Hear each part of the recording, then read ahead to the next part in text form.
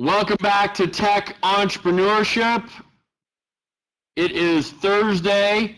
We will have a midterm tomorrow. Our midterm is tomorrow, and it will be cumulative. It will be based on the classes from the very beginning of the semester. So if you have been keeping up with the recordings, if you have been keeping up with the notes, you will do just fine.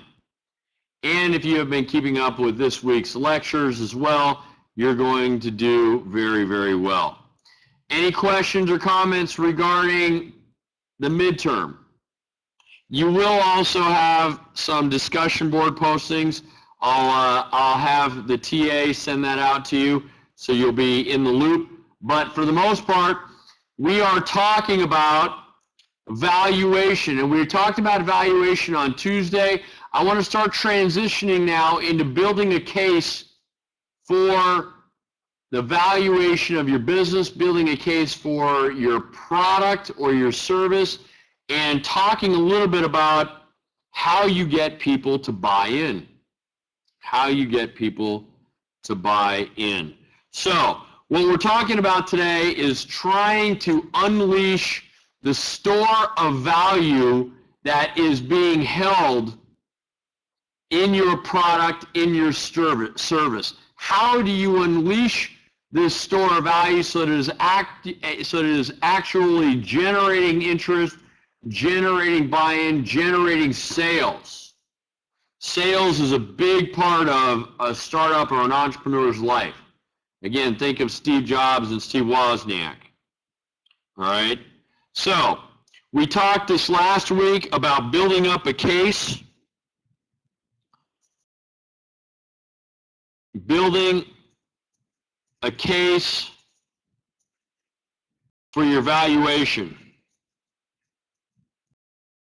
Number one, prototype.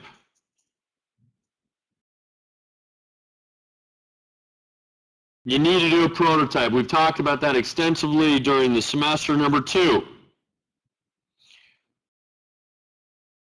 we need to create the story. And we talked about the importance of a story. We talked about how the story sells. How the story sells. That is critical to your success in the marketplace. It also separates you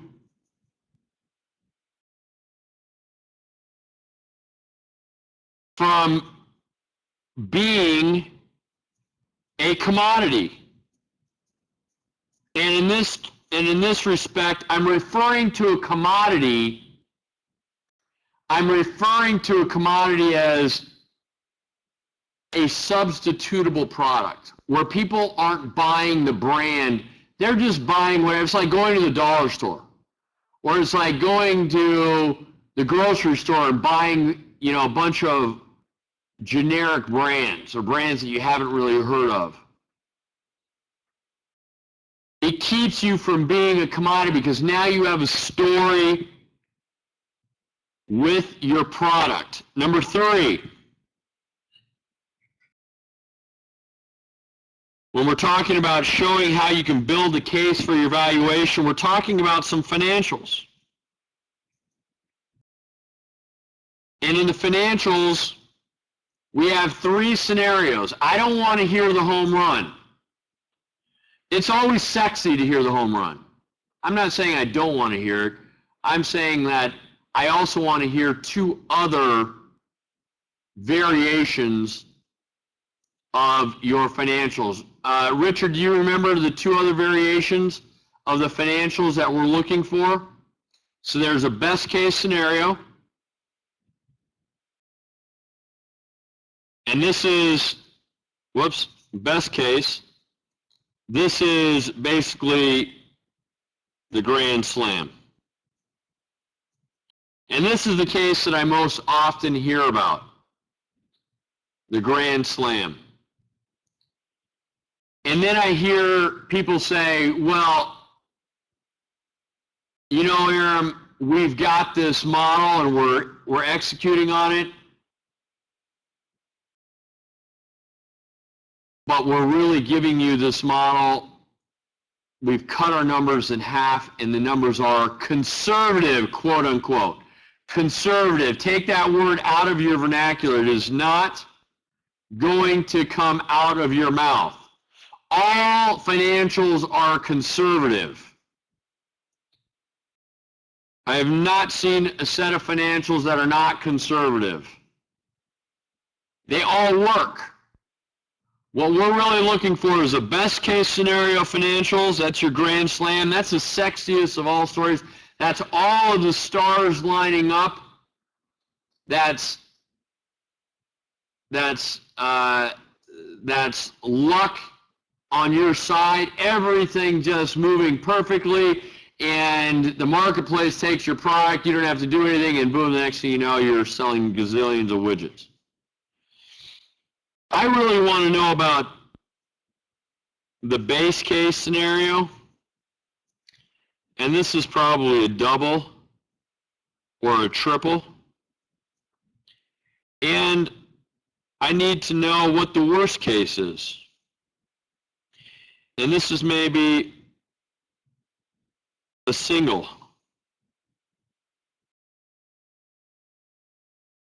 I need to know what the worst case scenario is,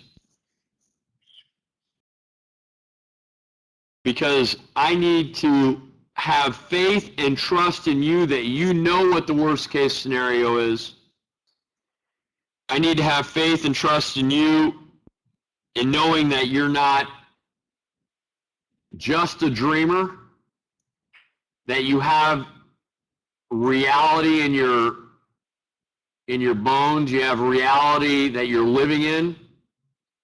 I call myself, I consider myself a paranoid optimist. I'm a paranoid optimist. So I need to know the risks. I need to know the risks, and I also need to know the opportunity.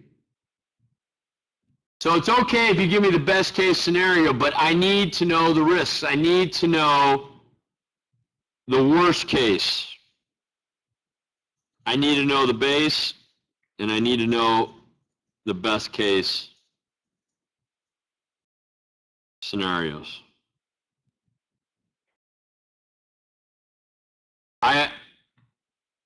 Whenever I get approached by people wanting money for their project, for their business, this is what I'm listening to right here.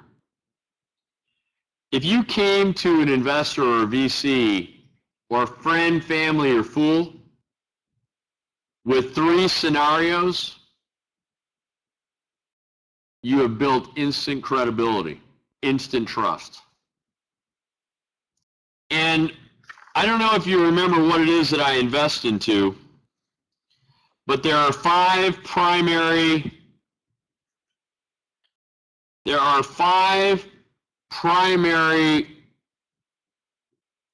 investment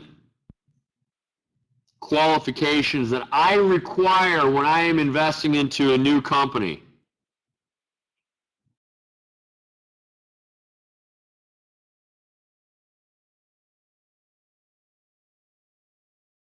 The first is management. What's the second, Richard?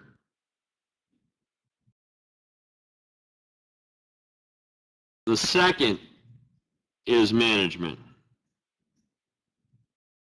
The third is management. Then it's product. Then it's sector. This is what I'm investing into. And if you're able to give me a best, base, and worst case scenario, then now I have faith in you. And now you're more likely to get funds from a venture capitalist than you ever were before. Because before, all you were doing is giving the super home run of the year scenario. How many balls does it take? How many pitches, I should say, does it take to strike or to hit a home run. I mean, think about it. A really good professional baseball batter has probably a 330, 360, 390 average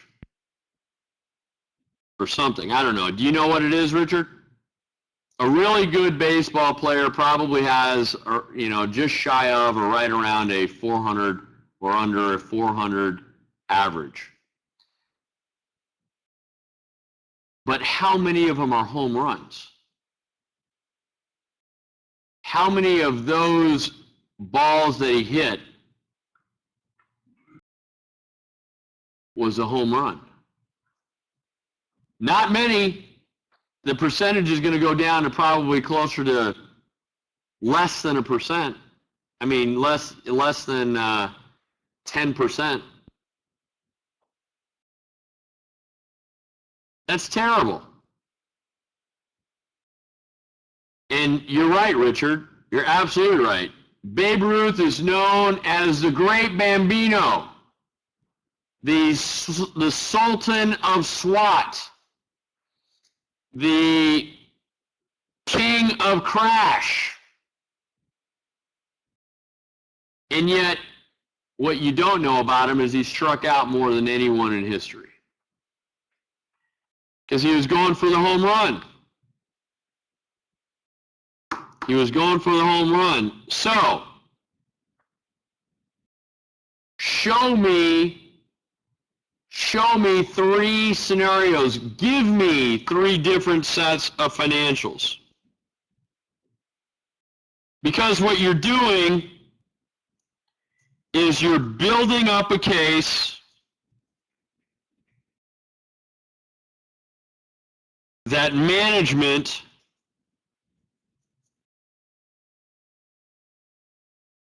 can take this business to the next level. If you're able to provide me with these 3 scenarios, and I just showed you the investment tenets, the qualifications that I have, and the 3 of the 5 are in management. If you can show me the worst case scenario works, we're cooking with gas, as my tata used to say. We are cooking with gas. You have earned my respect, which means you may have my money.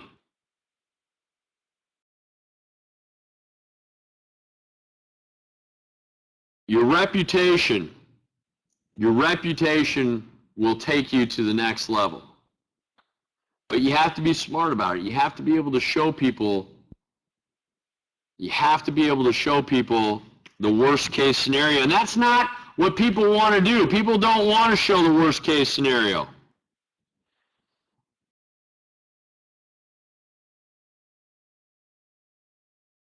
One plus one in the best case scenario is maybe 8. In a base case scenario, it's maybe 4. In a worst case scenario, hopefully, it's 2 or more. And that's okay. But you need to show that you can give back more than the status quo. More than the status quo. The status quo is 1 plus 1 equals 2.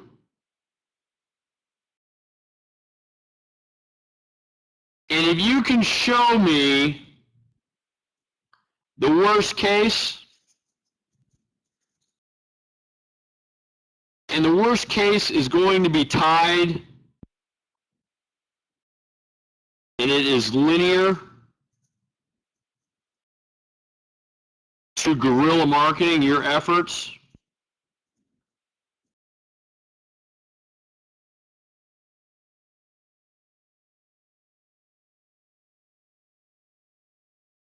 if it's you saying, hey, listen, I might, if I don't spend 80% plus of my time marketing, guerrilla marketing, let's say I spend 20% of my time guerrilla marketing for whatever reason. That's the worst case scenario. And it works, and by golly, you may have something. And the reason that you're only spending 20% is because you're still building out the prototype, or you're still building out the distribution. Hey, those can be overcome. That can be overcome in time. There's no question about it. Your honesty is going to be linear also to your ability to attract money.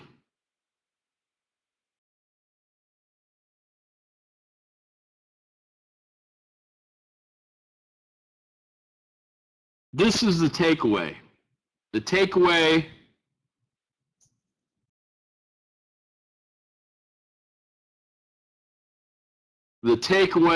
for today's class, I'm going to give it to you early on. The takeaway in today's class is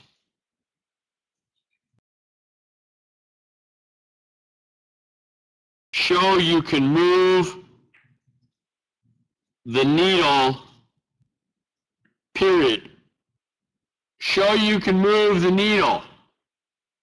This is all about being able to provide me with 3 scenarios. We know the first scenario moves the needle a whole lot. That's your grand slam. Show that you can move the needle with the worst case scenario, and that it's tied to your marketing, which is, again, your concentration on maybe some other aspects of the business for the short run, but that you're going to build up to being able to get to 80% of your time is going to be on sales. That's okay, because you have shown me that you can move the needle. I don't want you to forget that. It's about when building a business, it's about working off of the worst case scenario all the time. That's your paranoid side. And then your optimism is, hey, this is my end game. I think I can hit this grand slam. That's the end game. I think I can hit this grand slam. But you know what? For the first couple of years, it's going to be a lot of singles. I might strike out a couple of times. It's going to be a lot of singles and doubles. But eventually, I am going to hit that home run.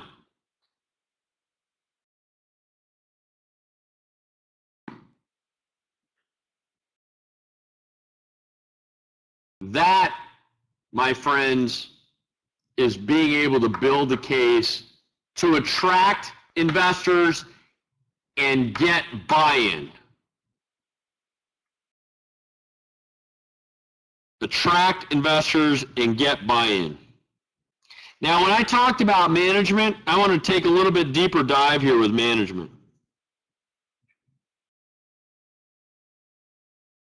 Management deep dive, we'll call this page. I think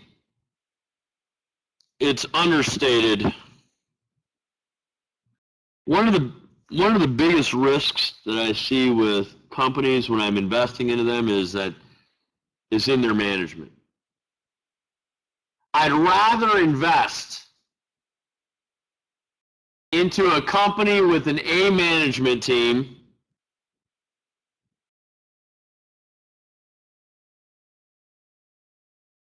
I prefer to invest in an A management team with a C product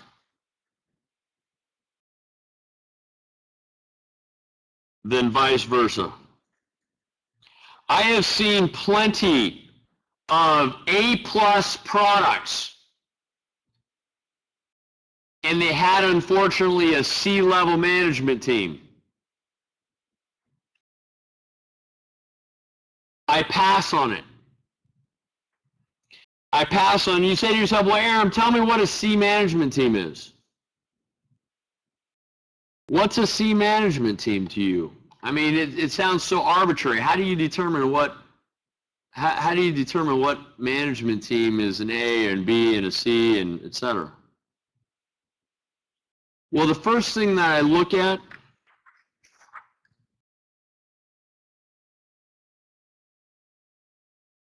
first glance,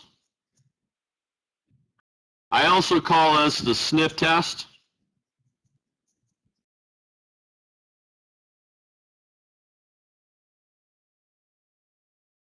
Is the team. Whoops. And by the team, I'm looking at capabilities and competencies.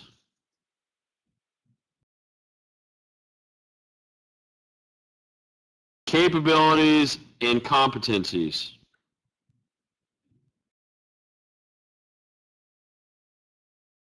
Capabilities and competencies are two different things. So let's take a look. Let me give you an example of let's look at Honda. Honda has competencies in making cars, motorcycles, ATVs, small 2-stroke, 4-stroke engines. They have competencies in making these products.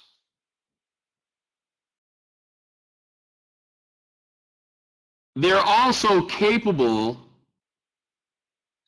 of making exotic vehicles, very high-end race vehicles.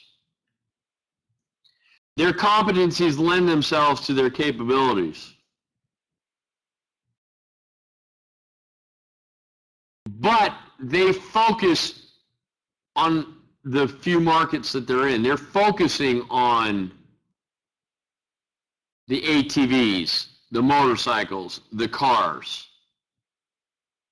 We know they have the capability to create because their organization has the competencies, but they don't always use the capability because they're focused, and I like that. And what we're talking about with the stiff test and the team is bandwidth. Does your team have the bandwidth necessary to take the company from the dream stage to the commercial stage?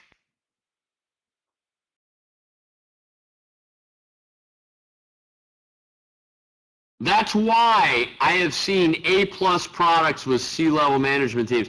I did not believe that they had the team members in place within their infrastructure. I did not believe that that was present, and that they were not going to be able to execute a commercial model. They were not then going to be able to monetize their product, their technology. I'm looking at the team, and I'm looking at their bandwidth and their abilities to execute. If the team is in place, and I'm here to tell you, just because the idea is an A-plus idea does not mean it's going to work. With you're just a little bit ahead of the game than a B idea or a C. You've got a better idea than everybody else. But that doesn't mean it's going to work, because the responsibility lies on you and your team and your expertise and your experience and your desire, more importantly, and your sense of urgency to go forward. You should be running scared all the time. You should be running scared all the time, pushing and pushing and pushing forward into the commercial area. Is there a sense of urgency with your A+ product? Is there a sense of urgency with your B product? Your B- product? You know, that's why if you have an A+ management team or an A management team and a C product, it will most likely work. And if it doesn't, the A management team is going to scrap it and start and replace it with something else. Because they're going to want to get that business off the ground.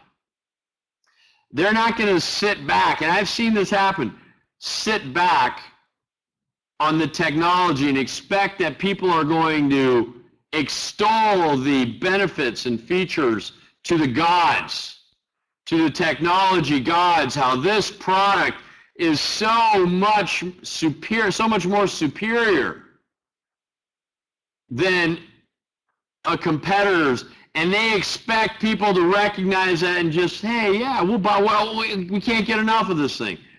And they sit back and say, nobody has anything like this. No one out there in the marketplace has anything like our product. And because of that, we're going to coast. Or because of that, we're going to see what happens, because we don't know that we're supposed to be running scared. We don't know we're supposed to be running fast.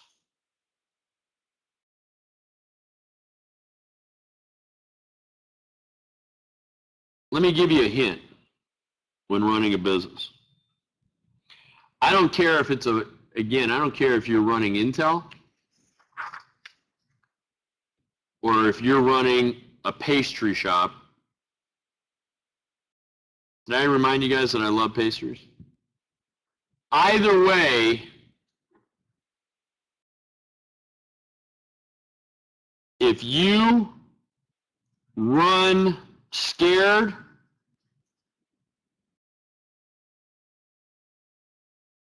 you will run fast.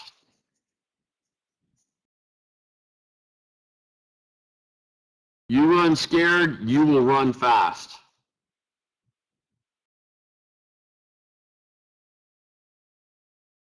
And that's what it's all about. Forget all of the leisure time and the things that you love to do all the time. Forget about all that nonsense. You have time to do that later. You need to run scared and run fast when you have your own business. And what's crazy about this is you never really get comfortable. You're always running scared and you're always running fast.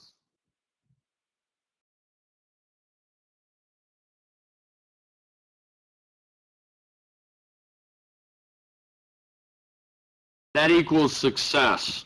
And success can be defined in many different ways. How about impact? How about monetizing?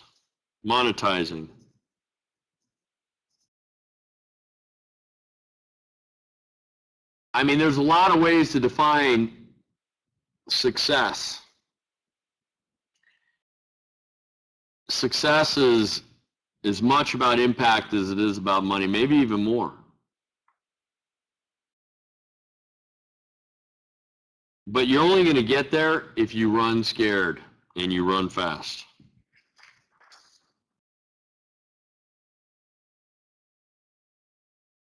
And if you're running scared,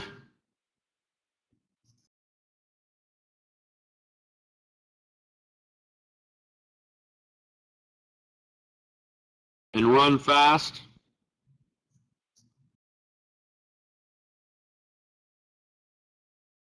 you're going to end up doing a lot of guerrilla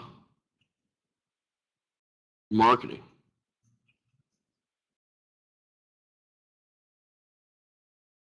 And what does guerrilla marketing usually lead to?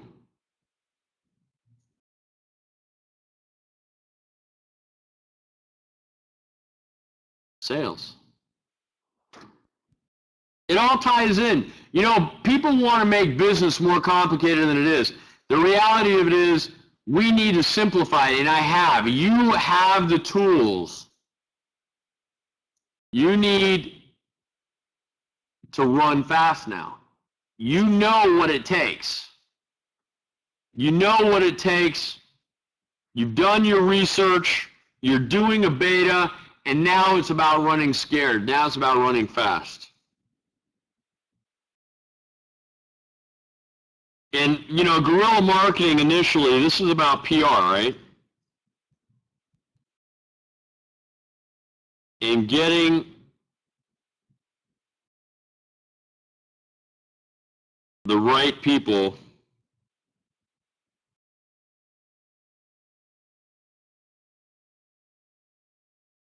and get the right information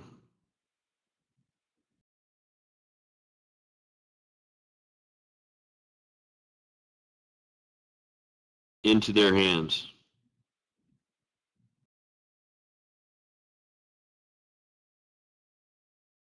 And this is usually the cult.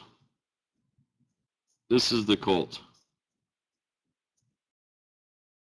And again, they're before the early adopters. They're before the early adopters.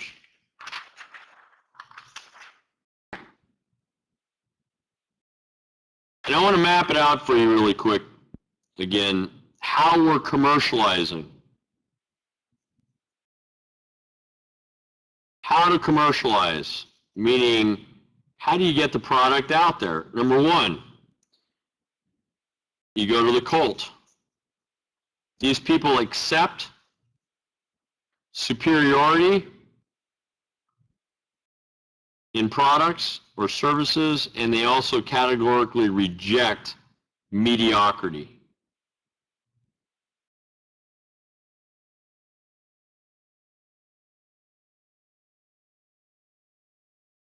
And then number two,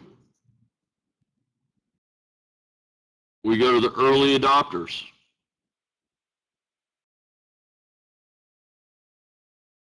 And they're typically getting the reviews and information from the cult.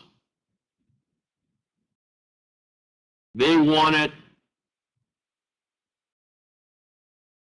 earlier than everyone else.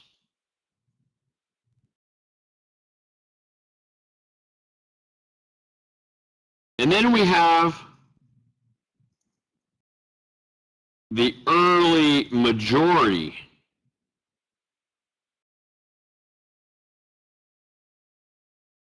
And the early majority, now we're starting to get into the mass market. Now we're starting to get into the red ocean, where things need to be standardized a bit more. You're talking about products that are in companies that are started to become much more efficient. And here, you know, they buy what everyone else has now. And then you have the late majority.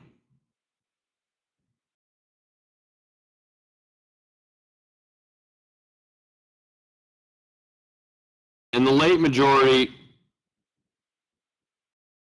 is just, you know, they wanted to see it maybe a year or two of the product being out there.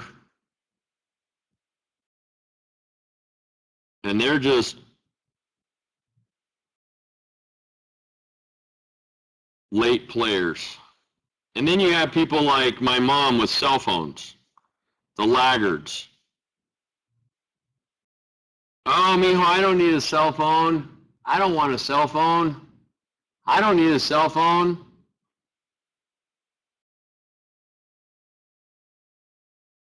And then, lo and behold, she gets a cell phone. I just need the cell phone in case of emergencies. And now it's turned into her carrying the phone and actually answering it and recognizing that it is ringing and it is her phone. And she answers it. And then it moved to her actually making calls from it, which meant that she now needs to upgrade her plan from 11 minutes a month to 100 minutes a month.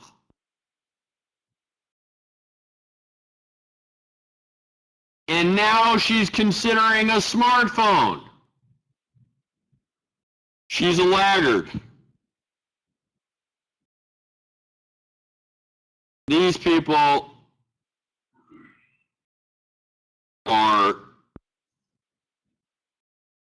in denial. Oops.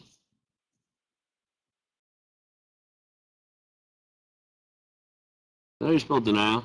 D-E-N-I-A-L. These people are in denial, but they end up buying at some point just way downstream. Way downstream.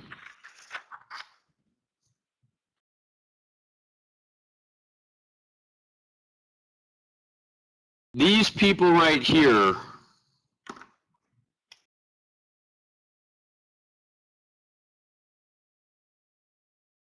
the cult and early adopters,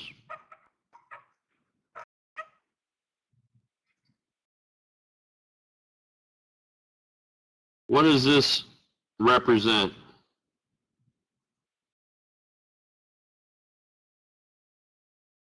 The blue ocean. They're in the blue ocean.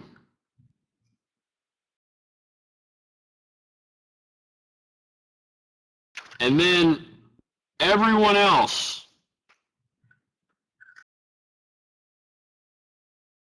the early majority,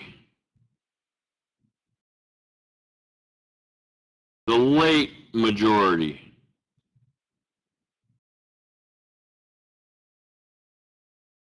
the laggards,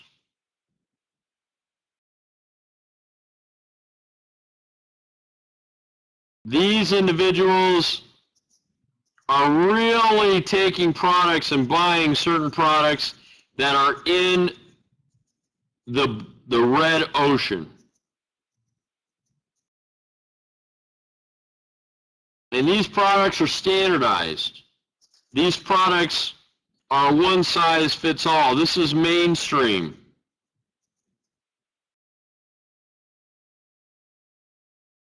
And here you have a visual.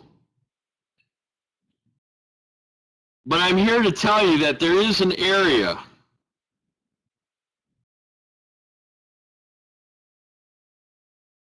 of the ocean. It's right in here.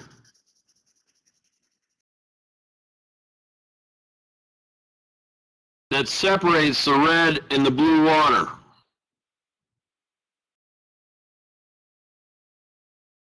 And it's the abyss. And a lot of companies in the blue ocean try to get into the red ocean.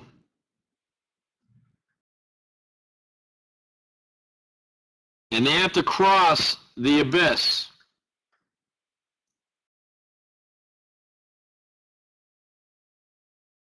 They have to cross the abyss.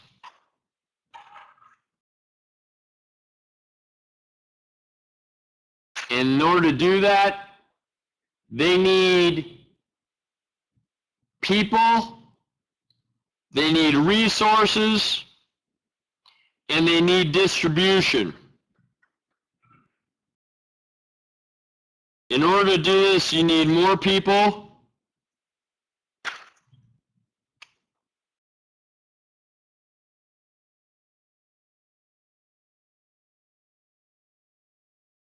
you need money, and you need distribution. And if you're not able to do that, because over here on the blue ocean, you don't have that. If you're not able to do that, and you cross over the abyss, you're going to get caught. You're going to get caught initially in a riptide, and you might sink. I don't know how many of you have been swimming in the ocean and have been caught in a riptide, but let me tell you, it's one of the scariest feelings of your life. I'm not a very good swimmer either, and I have been caught in a riptide where it's just, you can't go forward, backwards.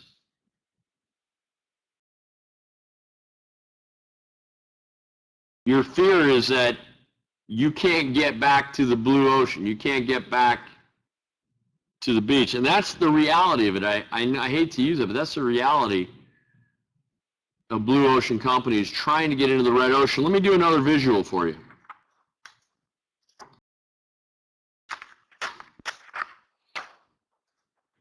Actually, what I want to do, I've got several topics that I want to cover, and I'm not going to be able to cover them today. What I'm going to do, because we have a midterm coming up tomorrow, is I'm going to hold off on this till the second half of the semester, till Tuesday. The rest of what I have planned for today, I'll wait for Tuesday. But you have a midterm tomorrow. If you have any questions or comments, you email me.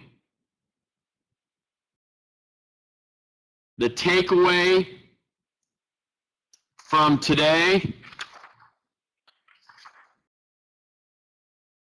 is essentially, as you build up your case for your product and evaluation, show that you can move the needle. Okay, that's your takeaway from today. Show that you can move the needle. Have a great weekend. You'll have all of the notes, everything uploaded, and you'll have the final exam uploaded tomorrow night, or Saturday morning, I should say. And have a safe weekend. See you Tuesday, and we're off. Same time, same channel Tuesday.